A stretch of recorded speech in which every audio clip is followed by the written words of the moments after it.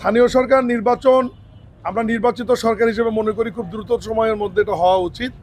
আমরা এটা করতে চাই, কিন্তু একটু আইনগত জটিলতার কারণে একটু সময় লাগছে।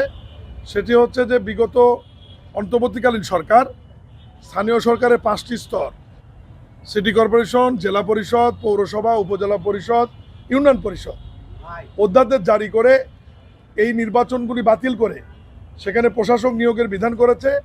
এবং এই নির্বাচনগুলো অতীতে যেরকম জাতীয় প্রতীক, ধানের শীর্ষ, এরকম বিভিন্ন প্রতীকে নির্বাচন হতো, সেই প্রতীকটি বাতিল করে সাধারণ প্রতীকে নির্বাচনের জন্য প্রস্তাবনা করেছে।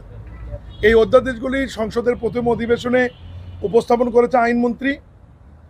এরপরে বিশেষ কমিটিতে আছে। এটা মাননীয় সংসদ সদস্যরা এবং জাতীয় সংসদ আইন আকারে এই 5টি অধ্যাদেশ পাশ করবার পরে আইন মন্ত্রণালয়ে ভ্যাটিং হয়ে যখন আমাদের মন্ত্রণালয়ে আসবে, তখন সাধারণ প্রতীকে নির্বাচনের জন্য আমরা দ্রুত সময়ের মধ্যে নির্বাচনী ব্যবস্থা নেব ইনশাআল্লাহ। এটা স্বাভাবিকভাবে এই প্রক্রিয়াটার সময়সীমা কেমন হতে পারে? সময়সীমা আপনারা আইন জানেন যে অন্তর্বর্তীকালীন সরকারের 133টি অধ্যাদেশের মধ্যে বর্তমান জাতীয় সংসদ কতগুলি অধ্যাদেশ আইন আকারে পাস করবে বা আমরা করব, সেটি 1 মাসের মধ্যেই আমাদেরকে করতে হবে। তাহলে ধরে নেন যে ওই অধ্যাদেশগুলো আমাদের 1 মাসের মধ্যে আইন আকারে পাস হবে। আইন আকারে পাস হয়ে আইন মন্ত্রণালয় ভ্যাটিং হয়ে আমাদের কাছে যাওয়ার পরেই তারপরে আমরা কোন নির্বাচনটি আগে করব, কোনটি পরে করব, 5টি স্তর, 5টি নির্বাচন তো আর একসাথে করা সম্ভব না। অর্থের ব্যাপার আছে, ব্যয়ের ব্যাপার আছে, নির্বাচনী প্রক্রিয়ার ব্যাপার আছে, এখানে নির্বাচন কমিশনের ইচ্ছা অনিচ্ছার ব্যাপার আছে।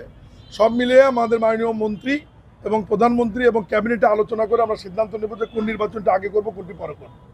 এবং এই সমস্ত নির্বাচন না হওয়া পর্যন্ত আমাদের যে রাজনৈতিকভাবে যে সমস্ত প্রশাসকদের দায়িত্ব দেওয়া আছে সিটি কর্পোরেশন এবং জেলা পরিষদে এবং উপজেলা পরিষদে যারা প্রশাসক আছে তারাই দায়িত্ব পালন করবে।